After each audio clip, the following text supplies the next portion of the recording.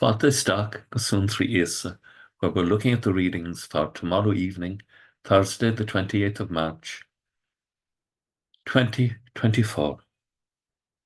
And Holy Thursday, or Maundy Thursday, beginning with the first reading from the book of Exodus, telling us of how the people were delivered through the sacrifice of the Lamb. And of course, this resonates with us. We've seen St. John, in St. John's Gospel, John the Baptist proclaimed Jesus as the Lamb of God. We see Christ as the one who will be sacrificed. And so, in the context of this sacrificial meal, the sacrifice of the Eucharist is introduced to us. And we have the first written account that we have of the Holy Eucharist from 1 Corinthians 11:25 or 23 to 26. This is what I received from the Lord, and in turn pass on to you, that on the same night that he was betrayed, the Lord Jesus took some bread and thanked God for it and broke it, and he said, "This is my body, which is for you. Do this as a memorial of me." Now in Hebrew, memorial means something that makes you present to the original event. And when we celebrate Eucharist, we become present to the sacrifice of Christ on Calvary.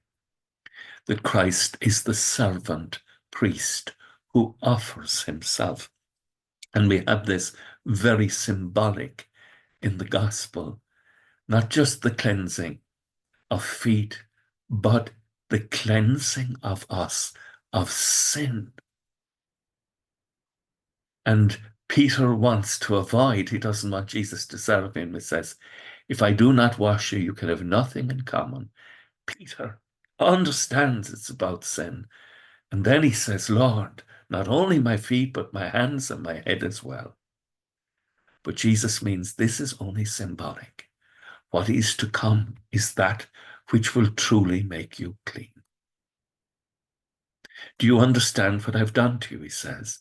"You call me master, and rightly so. I am. If then the master and the Lord and has washed your feet, you should wash each other's feet and give you an example so that you may copy what I have done to you." Of course, what Christ has done for us is to bring about the forgiveness of our sins. If you leave it at the level, the mistaken level, that this is just about washing feet, we would just become a foot washing community. But it's not. It's about mercy and forgiveness and hope. Enter into the passion of Christ. Enter into the evening in Gethsemane after the Mass. Pause and listen and become aware of just how much God loves us. With thoughts such as these, let us go to our beds and let us pray that we shall indeed awaken in the morning with the praise of God on our hearts and on our lips.